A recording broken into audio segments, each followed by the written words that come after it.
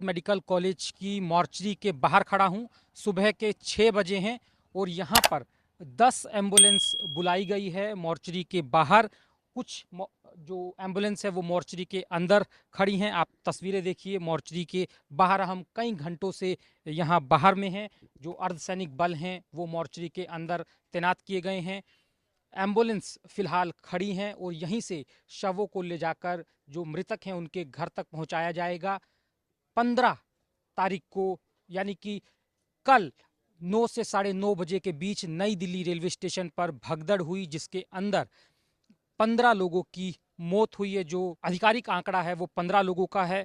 दिलनवाज, आप अलग अलग हॉस्पिटल्स में रात में गए, आपने क्या देखा? अभी तक जो नंबर आया 15 का आया, लेकिन अलग अलग हॉस्पिटल्स में क्या आपने देखा? देखिए, जो आधिकारिक जानकारी हमें मिली थी एलएनजेपी अस्पताल की तरफ से 15 मौतें एलएनजेपी में बताई गई थी।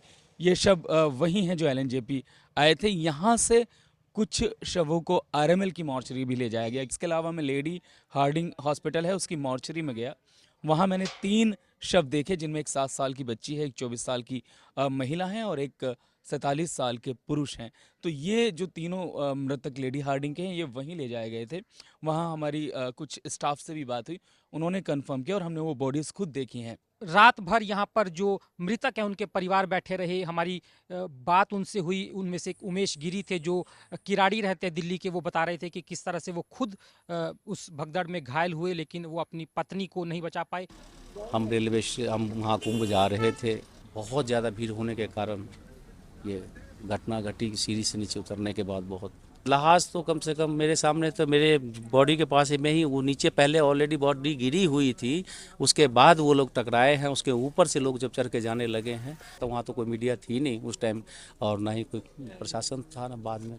प्रयागराज के लिए हम लोग जा रहे थे सर, और वहाँ पे जो भगदड़ नहीं मची है, वहाँ पे जब हम लोग प्लेटफॉर्म के लिए सीढ़ी से उतर रहे थे तो धक्कम धुक्की होती है ना, तो धक्का जब उधर से पीछे से आया, बहुत चिल्लाए हम लोग कि रुको रुको, तुम लोग धक्का मत दो, लेकिन फिर भी वो लोग बहुत तेजी से धक्का दे रहे थे और हम लोग उस धक्के मुक्की में नीचे गिर गए।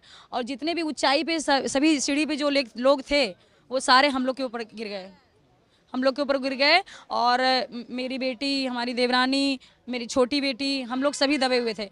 हम लोग का सिर्फ बाहर था, मतलब कि गर्दन, बाकी पूरा शरीर दबा था। इतना सा हिलने का भी जगह नहीं था सर। मेरी ननद एक्सपायर कर गई उसी सीढ़ी पे।